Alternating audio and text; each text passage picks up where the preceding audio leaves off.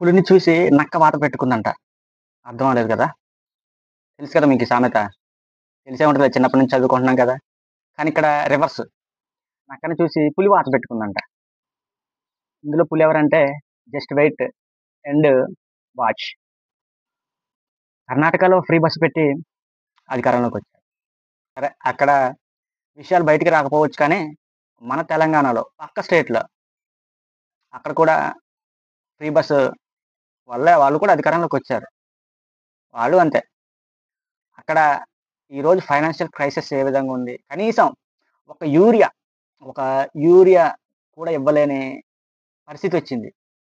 ఆ తర్వాత ఉద్యోగస్తులకి జీతం ఇవ్వలేని పరిస్థితుందక్కడ. హైడ్రా ఎంప్లాయీసు, ఆ తర్వాత ఇంకా చాలా మంది ఎంప్లాయీస్‌కి వాళ్ళు విన్నవించుకోవడం జరుగుతుంది. మాకు జీతాలు రావట్లేదు, పడట్లేదు, ఇవ్వట్లేదని. సో, మన ఏపీలో సేమ్ యాజ్ ఇట్ ఈజ్ అధికారంలోకి రావాలి కాబట్టి ఈ ఫ్రీ బస్ పథకం తెచ్చారు. ఓకే. నేను ఒప్పుకుంటా.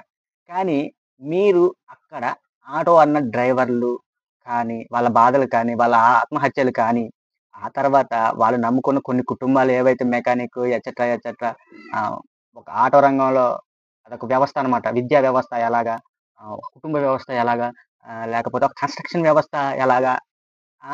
అలాగా ఒక ఆటో రంగం వ్యవస్థ ఉంటది. మరి వాళ్ళ గురించి మీరెందుకు ఆలోచించలేదు? ఇక్కడ మరి మీకు అప్పుడేమనిపించలేదా? వాళ్ళేమైపోతారని? ఇక్కడ ఆంధ్రప్రదేశ్‌లో 15,00,000 15,00,000 మంది ఆటో డ్రైవర్లు, టాక్సీ డ్రైవర్లున్నారు. ఆ ఎనాలిటిక్స్ మీకు తెలీదా? తెలియకుండానే మీరు ఆహ్, ఈ ఈ దీనికి ఈ స్కీమ్‌కి శ్రీకారం చుట్టారా? ఆ 15,00,000 కింద కనీసం ఇంటికిద్దరు యేసుకున్న 30,00,000 అవుతది. ఆ తర్వాత వీళ్ళని నమ్ముకొని కొన్ని కుటుంబాలుంటాయి కదా! మెకానిక్స్, వెల్డర్లు, పెయింటర్లు వాళ్ళు కూడా ఒక 30,00,000, 40,00,000 యేసుకోండి. మొత్తం అటు ఇటు ఒక 70,00,000 కుటుంబాలు ఈ ఫ్రీ బస్ వల్ల ఆహ్, దెబ్బతింటున్నాయి. అన్నం తినలేని పరిస్థితి ఈ రోజుంది. ఆ తర్వాత మళ్ళీ ఈ ఫ్రీ బస్ వల్ల స్టూడెంట్స్ వాళ్ళ తల్లిదండ్రులు వాళ్ళు కూడా అసంతృప్తిగా ఉంటారు. ఎందుకుంటరు? సాయంత్రం 5 గంటలకి రావాల్సిన అమ్మాయి 7 గంటలకి, 8 గంటలకి నైట్ పూట వస్తే తల్లిదండ్రులు అసంతృప్తి చెందక ఏం చెందుతారు? ఆ తర్వాత ఏజ్డ్ పర్సన్స్ ఉన్నారు. వాళ్ళు కూడా అసంతృప్తితోనే ఉంటారు. ఎందుకంటే సీట్లు దొరకవు కాబట్టి.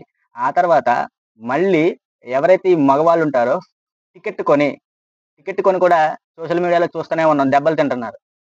సో, అలాగుంది పరిస్థితి. వాళ్ళ నుంచి కూడా అసంతృప్తి ఉంటది. మరి ఇవన్నీ మీరెందుకు ఆలోచించరు? తర్వాత కండక్టర్లు, ఆ తర్వాత ఎవరైతే